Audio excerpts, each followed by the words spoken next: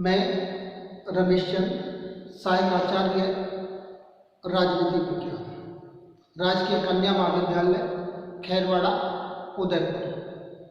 मैं आप सभी का हार्दिक स्वागत और महाविद्यालय के YouTube चैनल को सभी छात्राएं सब्सक्राइब करें। आज हम पढ़ाएंगे अराजकतावाद। ये topic BA third year paper first का है, अराजकतावाद।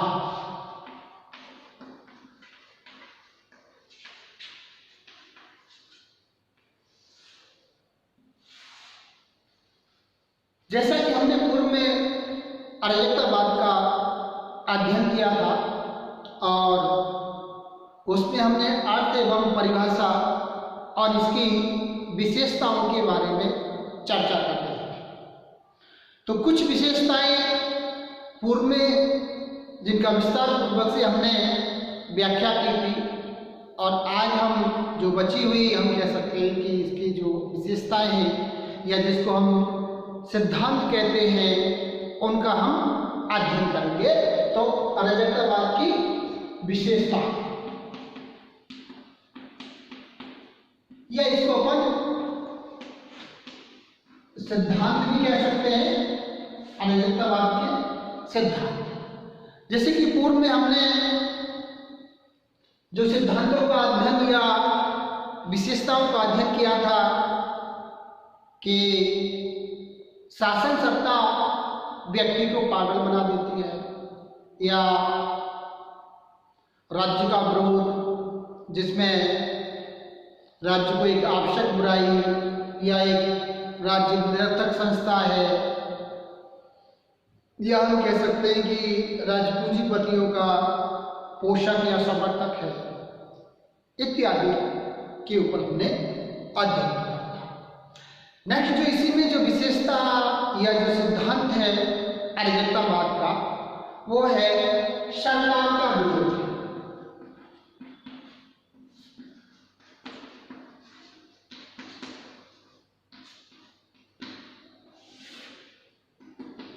अराजकतावादी सरकार का विरोध करते हैं कि सरकार या शासन सत्ता व्यक्ति को अत्याचारी या भ्रष्टाचारी बना देती है। तो इस आधार पर हम कह सकते हैं कि अराजकतावादी सरकार का विरोध करते हैं कि जो सरकार है वो व्यक्ति को अत्याचार के रास्ते पर, या हम कह सकते हैं कि उसको एक कहावत भी है कि व्यक्ति स्वभाव से अच्छा होता है लेकिन सत्ता उसको भ्रष्ट कर देती है, कि सत्ता के कारण व्यक्ति भ्रष्ट हो जाता है। इसलिए अराजकतावादी सरकार का विरोध करते हैं और सरकार का निम्न आधारों पर विरोध किया जाता है, जिसमें पहला है शासन सत्ता व्यक्ति को पागल बना देती है। शासन सत्ता व्यक्ति को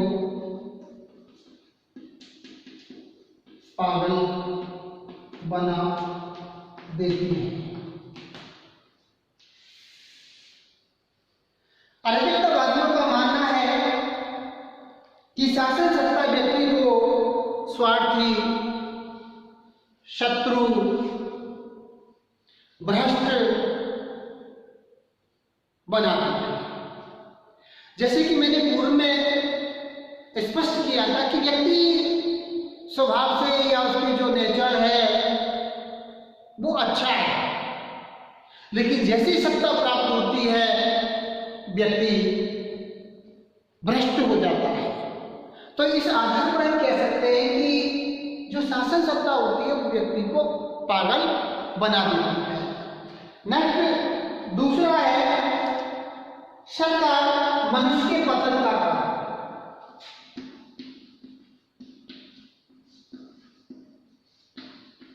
मनुष्य या व्यक्ति के पतन का कारण।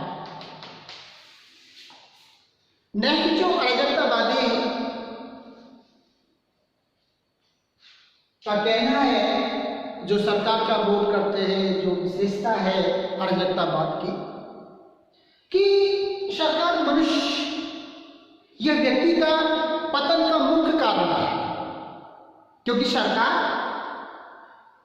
सामाजिक एवं आर्थिक कुरीतियों का जन्म देती है, कि सरकार के रहते हुए समाज में जो कुरीतियां हैं, चाहे वो सामाजिक कुरीतियां हैं या आर्थिक विषमता है, उसका जो कारण है वो सरकार है। इसलिए अराजकतावादी सरकार को व्यक्ति का पतन का कारण मानते हैं। नेक्स्ट इसमें जो विरोध किया गया है कि प्रतिनिधि व्यवस्था व्यर्थ है।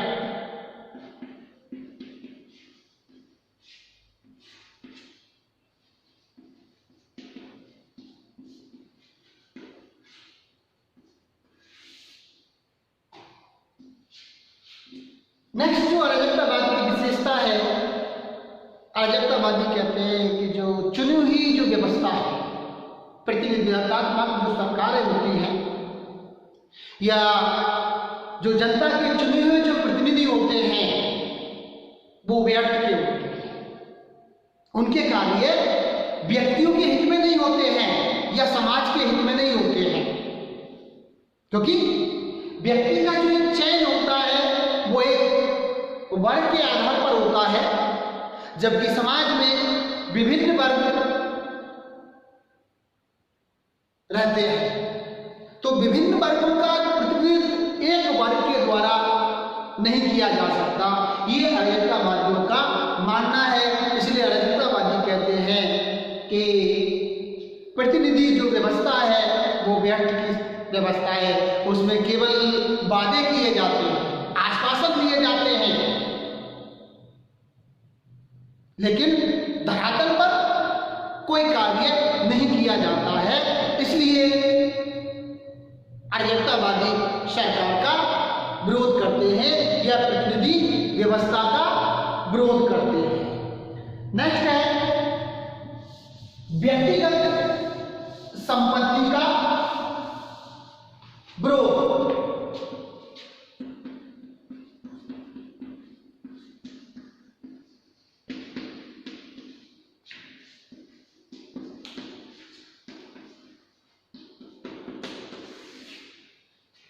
नेक्स्ट जो अगली विशेषता है अराजकतावाद की, कि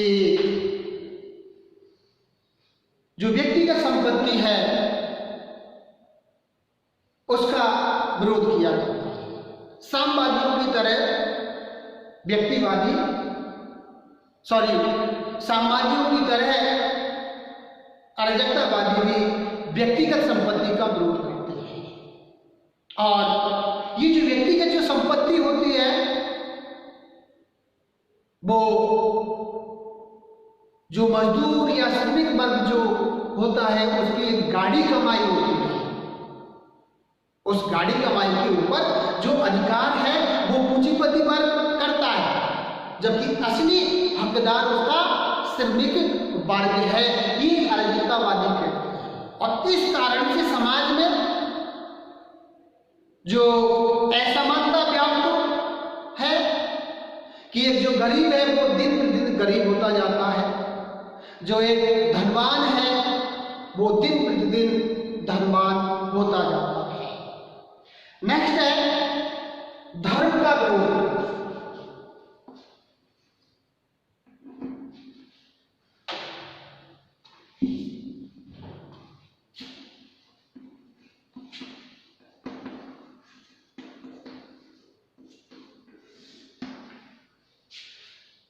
साम्यवादियों की तरह ही अराजकतावादी धर्म का विरोध।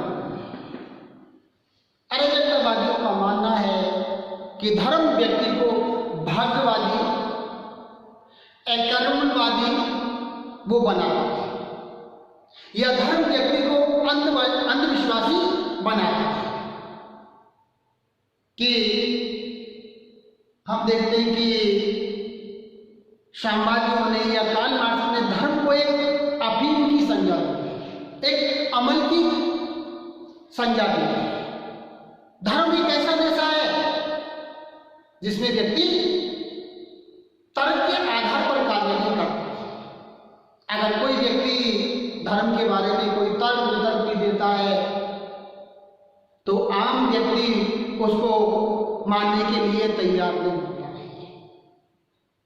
यूरोप में भी हम देखते हैं कि पोप वचन पत्र, या रोम में लुई 14वां हुआ जो अपने आप को ईश्वर का प्रतिनिधि मानता था, और वो कहता है या उसने कहा था कि जो मैं कहता हूं ये मेरे शब्द नहीं है, वो ईश्वर के शब्द हैं।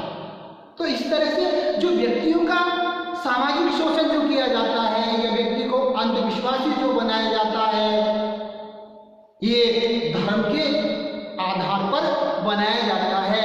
इसलिए अर्जेंटीना धर्म का विरोध करती है। धन्यवाद।